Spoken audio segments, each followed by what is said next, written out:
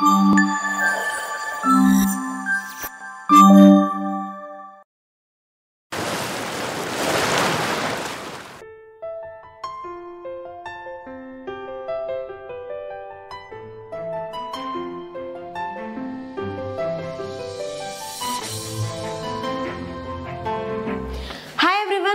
is Dr. Spandana, pediatrician from UK, and welcome back to our channel.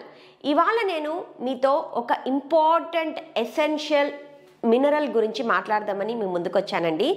దాని గురించి compulsory మనము తెలుసుకోవాలి. ఎందుకు అంటే ఇప్పుడు ప్రజెంట్ జనరేషన్లో చిన్న పిల్లల దగ్గర నుంచి పెద్దవాళ్ళ వరకు ఈ డెఫిషియన్సీ తోటి బాధపడుతూ ఉన్నారు. రీసెంట్గా నేను బ్లడ్ టెస్ట్ చేయించిన నా క్లయింట్స్ అందరిలో విటమిన్ డి, విటమిన్ B12తో పాటు ఐరన్ డెఫిషియన్సీని నేను కామన్గా చూస్తూ వచ్చాను. ఎస్పెషల్లీ లేడీస్లో ఈ ప్రాబ్లమ్ని నేను ఎక్కువ శాతం గమనించాను అనమాట. సో ఈ ప్రాబ్లం వల్ల మనము ఫేస్ చేసే సిమ్టమ్స్ ఏంటి, ఈ ప్రాబ్లమ్ని మనం ఎలా ఓవర్కమ్ చేసుకోవాలో దాని గురించే ఈ ఎపిసోడ్. సో ఇంకా ఆలస్యం చేయకుండా దాని గురించి మనం డీటెయిల్డ్గా తెలుసుకొని మన డైట్లో ఏ ఫుడ్స్ ఇంక్లూడ్ చేసుకోవాలో కూడా డిస్కస్ చేసుకుందాం. సో ఇక ఐరన్ గురించి చెప్పాలి అంటే iron is one of the important essential mineral అండి. ఈ ఐరన్ వల్ల మన బాడీలో హిమోగ్లోబిన్ ప్రొడ్యూస్ అవుతుంది, అంటే మన ఆర్బీసీస్ అన్నీ ప్రొడ్యూస్ అవుతాయి. దీని ఫంక్షన్ ఏంటి అని అంటే మన బాడీలో బ్లడ్ ఆక్సిజన్ని తీసుకెళ్తుంది అనమాట. ఎప్పుడైతే ఐరన్ డెఫిషియన్సీ ఉంటుందో అప్పుడు ఆటోమేటిక్గా మన red blood cell count and haemoglobin content పడిపోతుంది. సో ఈ red blood cell count and haemoglobin పడిపోవడం ద్వారా మనం ఎన్నో సిమ్టమ్స్ చూస్తాం. ఫస్ట్ సిమ్టమ్ ఏంటి అంటే పేల్గా కనపడం. అంటే చాలామంది బ్లడ్ తక్కువైనప్పుడు వాళ్ళని చూసినప్పుడు చాలా పాలిపోయినట్టు కనపడతారు, దాన్నే పేల్నెస్ అని చెప్తామన్నమాట.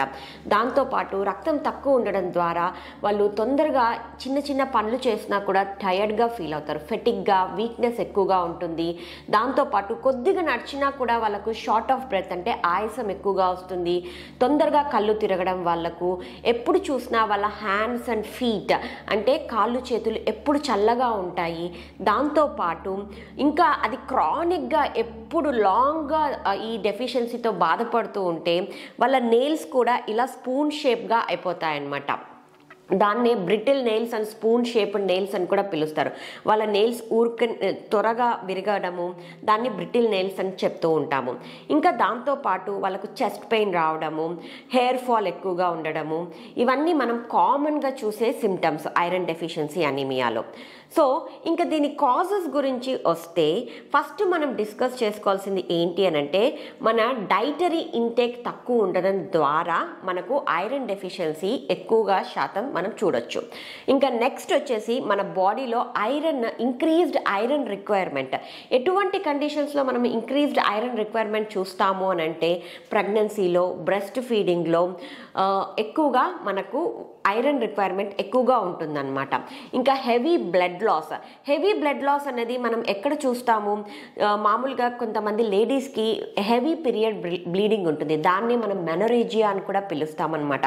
అలా హెవీ పీరియడ్ బ్లీడింగ్ ఉన్నప్పుడు కూడా వాళ్ళకు బ్లడ్ లాస్ ఎక్కువగా అయిపోయి వాళ్ళ బాడీలో ఐరన్ కంటెంట్ తగ్గిపోతుంది. ఇంకా నెక్స్ట్ మన బాడీలో ఎప్పుడైతే ఐరన్ అబ్జార్ప్షన్ దెబ్బతింటుందో అప్పుడు కూడా మనం ఐరన్ డెఫిషియన్సీని కామన్గా చూస్తామన్నమాట. ఈ ఐరన్ అబ్జార్ప్షన్ ఎక్కడెక్కడ తక్కువగా ఉంటుంది అంటే చాలామందికి ఇంటెస్టినల్ ప్రాబ్లమ్స్ వచ్చేసి వాళ్ళ గట్ తీసేస్తారు. అప్పుడు అటువంటి సిచ్యువేషన్లో ఐరన్ డెఫిషియన్సీ కామన్గా చూస్తాము. దాంతోపాటు సీలియాక్ డిసీజ్ అని చాలామంది గట్ ప్రాబ్లం తోటి బాధపడుతూ ఉంటారు. ఇన్ దట్ కండిషన్ కూడా మనము ఐరన్ డెఫిషియన్సీని కామన్గా చూస్తామన్నమాట. ఈ ప్రాబ్లమ్స్ ఎక్కువగా మేజర్ కాజ్ వచ్చేసి న్యూట్రిషన్ డెఫిషియన్సీ వల్లనే వస్తుంది. చాలామంది వెయిట్ లాస్ ప్రోగ్రామ్స్ చేస్తూ ఉంటారు, సరైన బ్యాలెన్స్డ్ ఫుడ్ తీసుకోలేదనుకోండి ఈ ఐరన్ డెఫిషియన్సీ ప్రాబ్లమ్ని కామన్గా చూస్తారు. చాలామంది ఏంటంటే వాళ్ళ అంతకు వాళ్ళే వెయిట్ లాస్ అవ్వాలి అని చెప్పేసి వన్ మీల్ చేయడము, చాలా ఫుడ్స్ని ఇంక్లూడ్ చేసుకోకపోవడం వల్ల వీళ్ళు ఈ ప్రాబ్లమ్ని ఫేస్ చేస్తూ ఉంటారు. సో ఇవాళ నేను మీకు మీ డైట్లో ఎటువంటి ఫుడ్స్ ఇంక్లూడ్ చేసుకుంటే మీకు ఐరన్ డెఫిషియన్సీ రాదో నేను ఎక్స్ప్లెయిన్ చేస్తాను. మీకు ఒకవేళ తెలియకపోతే నన్ను కాంటాక్ట్ చేస్తే కూడా నేను నేను మీకు ఎక్స్ప్లెయిన్ చేస్తానన్నమాట. సో ఎక్స్పెషలీ నాన్ వెజిటేరియన్స్కి చెప్పాలి అంటే మీట్లో అండ్ ఫిష్లో ఐరన్ కంటెంట్ ఎక్కువగా ఉంటుంది. Especially red meat and that too లివర్లో ఎక్కువ ఐరన్ కంటెంట్ ఉంటుంది. దాంతోపాటు ఫిష్ విషయానికి వస్తే ఎక్స్పెషల్లీ సాల్మన్ ఫిష్లో ఐరన్ కంటెంట్ ఎక్కువగా ఉంటుంది. మీకు ఎవరికైనా సాల్మన్ బాగా అవైలబుల్గా ఉంది అనుకోండి, ఫిష్ తినేటప్పుడు సాల్మన్ని ఎక్కువగా ప్రిఫర్ చేయండి.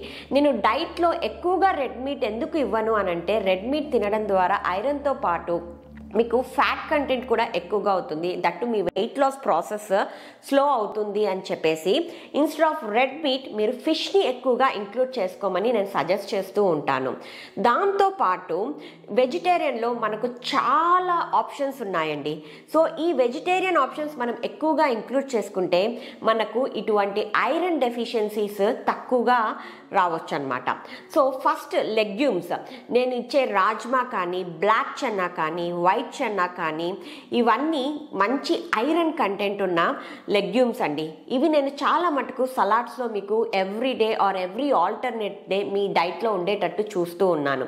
ఎక్స్పెషల్లీ ఇవి మీరు స్ప్రౌటెడ్ రూపంలో తీసుకుంటే ప్రోటీన్ కంటెంట్తో పాటు మీకు ఐరన్ కంటెంట్ కూడా ఎక్కువగా ఉంటుంది. సో అలా తీసుకోవడం ద్వారా మీ ఐరన్ కంటెంట్నే కాదండోయ్, మీరు ప్రోటీన్ ఎప్పుడు బాగా తీసుకుంటారో మీ ఫ్యాట్ లాస్ కూడా బాగా జరుగుతుందన్నమాట. ఇంకా ఫుడ్ వచ్చేసేసి లీఫీ వెజిటబుల్స్, ఎక్స్పెషల్లీ పాలకూర అండ్ మునగాకు, మొరింగా. మీకు ఆల్రెడీ నేను మొరింగా గురించి ఒక వీడియో చేశాను. ఆ వీడియోలో నేను ఎక్స్ప్లెయిన్ చేశాను మొరింగాలో చాలా ఐరన్ కంటెంట్ ఉంటుంది అని. సో చాలామందికి నేను చెప్తూ ఉంటాను డైట్ చేసేటప్పుడు, మీరు ఎప్పుడు పప్పు చేసుకున్నా కూడా ఆకుకూర పప్పులు చేసుకోండి అని.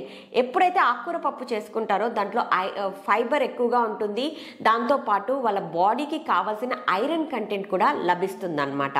సో ఎక్స్పెషల్లీ పాలకూర, మెంతికూర అండ్ మునగాకులో ఐరన్ కంటెంట్ చాలా ఉంటుంది. ఇంకా నెక్స్ట్ ఫుడ్ విషయానికి వస్తే రాగిలో కూడా మంచి ఐరన్ అండ్ కాల్షియం కంటెంట్ చూడొచ్చు. సో అందుకని నేను రాగి ఇడ్లీ, దోశ, రాగి సూప్స్ అని చాలా వెరైటీస్ రూపంలో నా డైట్లో ఇంక్లూడ్ చేశాను. ఇంకా నెక్స్ట్ మనందరికీ తెలిసిన బీట్రూట్లో కూడా ఐరన్ ఉంటుంది, ఫోలేట్ ఉంటుంది. సో బీట్రూట్ తీసుకోవడం ద్వారా మన బాడీలో ఐరన్ కంటెంట్ పెరగడమే కాదండి, మన ఫోలేట్ ద్వారా మన బాడీలో హిమోగ్లోబిన్ కంటెంట్, బ్లడ్ సింథసిస్ కూడా ఎక్కువగా అవుతుంది. ఈ బీట్రూట్ని మీరు ఆమ్లాలో ఎక్కువ విటమిన్ సి ఉంటుందన్నమాట. ఈ బీట్రూట్ని మీరు ఆమ్లాతో మిక్స్ చేసుకొని జ్యూస్ చేసుకొని తాగారు అని అంటే మీ హిమోగ్లోబిన్ పెరగడమే కాదు, మీరు తీసుకున్న ఐరన్ కంటెంట్ మీ బాడీలో ఈజీగా అబ్జార్బ్ అవుతుంది. ఇక నెక్స్ట్ ఫుడ్ ఐటమ్ డిస్కస్ చేసేయాలి అంటే నట్స్ అండ్ సీడ్స్. ఈ నట్స్ అండ్ సీడ్స్లో especially sunflower seeds, pumpkin seeds, sesame సీడ్స్లో చాలా మటుకు ఐరన్ కంటెంట్ ఉంటుంది. ఈ పంకిన్ సీడ్స్, సన్ఫ్లవర్ సీడ్స్ నేను ఓవర్ నైట్స్ ఓట్స్లో, స్మూతీస్లో అన్నిట్లోనూ ఇంక్లూడ్ చేస్తూ వచ్చాను. ఇంకా నెక్స్ట్ బ్లాక్ గ్రేప్స్ కానీ, డేట్స్, ఖర్జూరంలో కూడా మంచి ఐరన్ కంటెంట్ ఉంటుంది అండ్ బ్లాక్ గ్రేప్స్లో కూడా మంచి ఐరన్ కంటెంట్ ఉంటుంది అనమాట. సో ఈ ఫుడ్స్ అన్నిటినీ మీ డైట్లో ఇంక్లూడ్ చేసుకోవడం ద్వారా మీరు ఐరన్ డెఫిషియన్సీ రాకుండా మీరు మిమ్మల్ని కాపాడుకోవచ్చు అనమాట. నేను నా డైట్ ప్లాన్లో డే 1 to day 90 డైట్ ప్లాన్లో ఈ ఫుడ్స్ అన్నిటినీ నేను ఆటోమేటిక్గా ఇంక్లూడ్ చేశానండి. ఇప్పటిదాకా ఎవరు కూడా గైడెన్స్ లేకుండా వాళ్ళంతకు వాళ్ళు వెయిట్ లాస్ ప్రోగ్రామ్ని చేసుకుంటూ ఈ ఐరన్ డెఫిషియన్సీతో బాధపడుతూ ఉంటే, ఇంకా హెల్తీగా తింటూ హెల్తీగా వెయిట్ లాస్ కావాలి అంటే నేను స్క్రోల్ చేసిన వాట్సాప్ నంబర్కి మీ age, weight and height message చేస్తే నేను మీకు సజెస్ట్ చేస్తాను ఏ బ్లడ్ టెస్ట్ చేసుకోవాలో. ఆ బ్లడ్ టెస్ట్ తర్వాత నేను మీకు గైడెన్స్ ఇస్తాను ఏ ఫుడ్ ఏ క్వాంటిటీలో తీసుకోవాలి, ఎలా డైట్ ప్రోగ్రామ్ స్టార్ట్ చేయాలి అన్న గైడెన్స్ నేను మీకు ఇస్తాను. సో ఇవండి ఐరన్ రిచ్ ఫుడ్స్. మనం ఐరన్ రిచ్ ఫుడ్స్ తీసుకునేటప్పుడు కొద్దిగా జాగ్రత్తలు కూడా తీసుకోవాలి.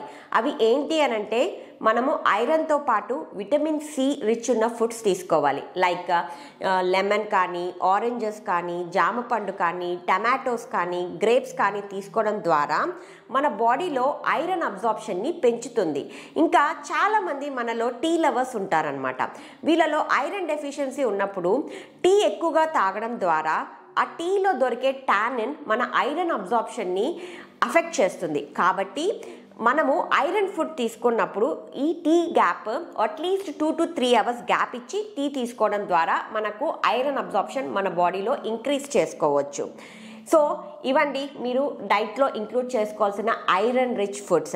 ఇంతవరకు ఎవరైతే ఈ ఫుడ్స్ని ఇంక్లూడ్ చేసుకోలేదో ఇప్పుడు ఆలస్యం చేయకుండా త్వరగా మీ డైట్లో ఇంక్లూడ్ చేసుకోండి. ఎవరైతే హెల్తీగా తింటూ హెల్తీగా వెయిట్ లాస్ అవ్వాలనుకుంటున్నారో నేను స్క్రోల్ చేసిన వాట్సాప్ నంబర్కి మీ age, weight and height message చేశారు అంటే నేను మీకు ఎక్స్ప్లెయిన్ చేస్తాను ఏ బ్లడ్ టెస్ట్ చేసుకోవాలో. బ్లడ్ రిపోర్ట్స్ వచ్చిన తర్వాత నేను మీకు ఫుల్ గైడెన్స్, మీ డైట్ ఎలా స్టార్ట్ చేయాలి, ఏ ఫుడ్ ఏ క్వాంటిటీలో తీసుకోవాలో మీకు ఎక్స్ప్లెయిన్ చేస్తానండి.